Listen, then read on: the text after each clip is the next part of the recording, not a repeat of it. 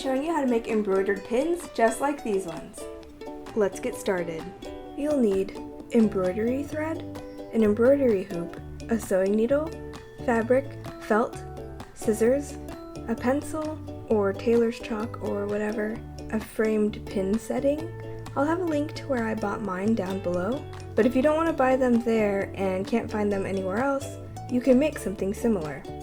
To do that, you'll need a cover button kit, pin backs, JB Weld or some other kind of strong glue, and pliers. So first, to make button kits into pins, remove the little loop part with your pliers. Mix up the JB Weld, apply it to the pin back, and stick it onto the back of the button where you just removed the loop. Set it aside to cure, and then you can use it similar to the other pin settings. Now onto the embroidery. I just used some scrap fabric. You just want to make sure not to use something too thick, because then that can make stuff not fit together. The button kit comes with a template showing how big to cut the fabric. Use that to mark the fabric. The inside, right here, is where you can embroider to, and the outside is where it'll eventually be cut. If you just have one of these pin settings, you can use this inner portion to mark out the area you can embroider, and then extend that shape about ½ inch all around. I actually did this after I embroidered and it was out of the hoop. Really, you can do it now or later, it doesn't really matter. Now draw a design. I made a few of these. For the framed ones, I did a stylized thunderstorm and a potted cactus. And for the button kit one, I did a pair of scissors. Put your fabric into the embroidery hoop. Now embroider the design.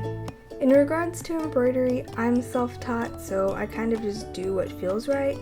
I probably do stuff totally wrong, so if you do know embroidery techniques, then use those. If you don't, I just did what I believe is a straight stitch all over. One tip that I do know is to split your embroidery thread, which helps you get smaller details and makes it look less bulky.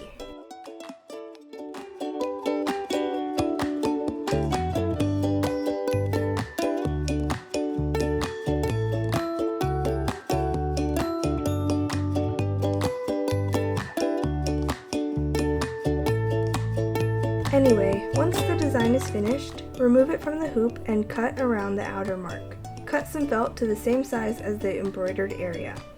Sew along the edge of the fabric, leaving long tails at the ends. To assemble the pin setting pin, place the felt on the back of the fabric, place the middle part of the pin setting on the felt, with it bowing out like so. Pull the thread taut and tie a knot. If you want it to be tighter, you can take another needle and thread and sew up the back and forth, tightening as you go, and it will pull the fabric tighter.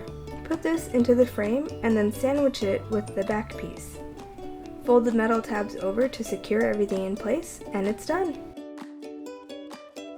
To assemble using the button kit, sew around the edge again.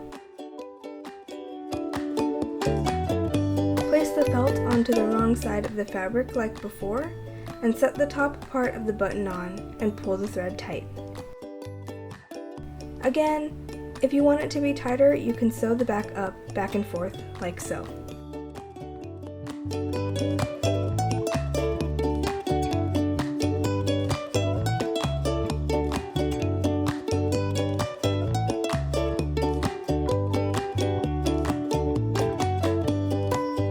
Now place this into the little button maker thing that comes in the kit, place the backing on, and use the tools provided to press the button together.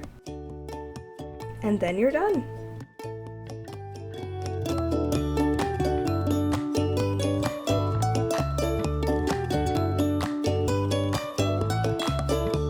I hope you all enjoyed this week's video. If you did, please leave a like, and if you want to see more, then feel free to subscribe. Thank you to my patrons who helped me produce this video. If you want to become a patron, then click on this link to go to my Patreon.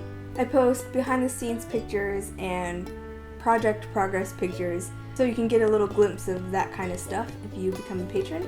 You can follow me on Twitter, Tumblr, Instagram, Pinterest, or Snapchat, and I'll leave a link to those down below. If you have any questions or suggestions for future videos, please leave a comment down below, and I'll see you next week.